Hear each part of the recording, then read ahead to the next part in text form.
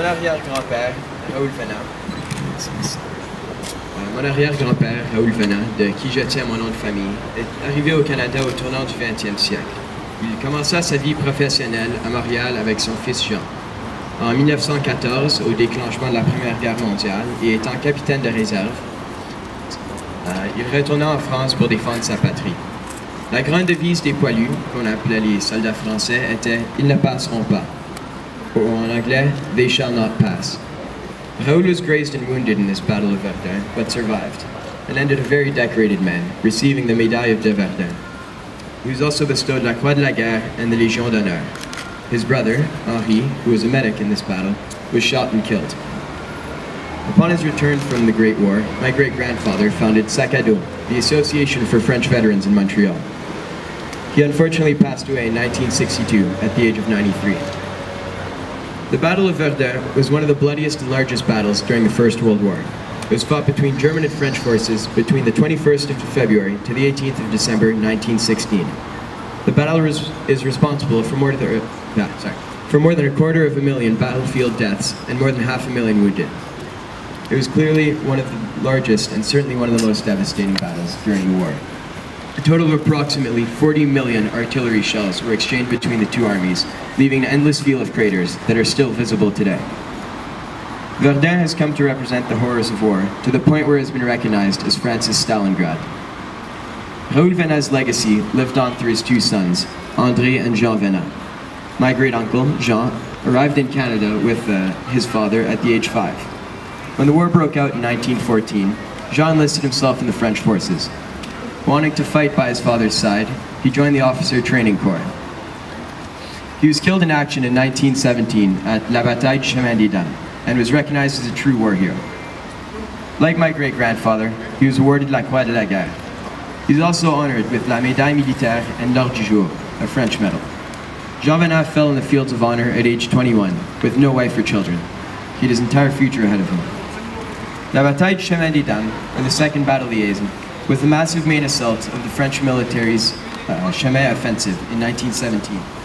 Robert Nivelle, commander-in-chief of the French army at the time, initiated the plan in December 1916. When the French frontal assault along the Chemin des Dames began in April of 1917, it was countered by profoundly intense German machine gun fire and mortar attacks, stalling any attempt of a French advance.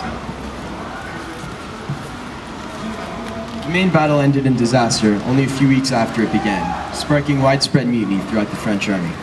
The ridge at Chemin des Dames was finally captured 5 months later, on October 24, 1917, in an assault led by Philippe Pétain. The French military, having gone into Chemin des Dames with 1 million men and 7,000 guns, suffered 118,000 casualties, one of which was a member of my family, Jean Venat.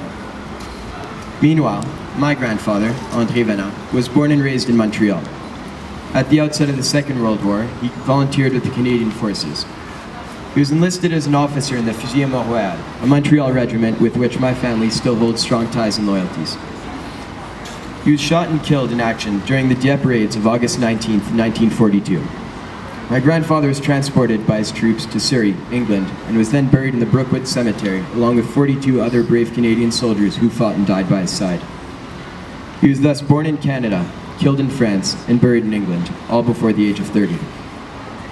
André had a young wife and 2 young sons, one of which, my father, had never met his father. Both my father and uncle, Michel and Pierre Venat, have served with the Fusilier Mont-Royal. Just last year, my father, Michel, retired as their honorary lieutenant-colonel. One of my brothers and I attended this ceremony where we met many veterans and current soldiers, many of whom are currently fighting in Afghanistan.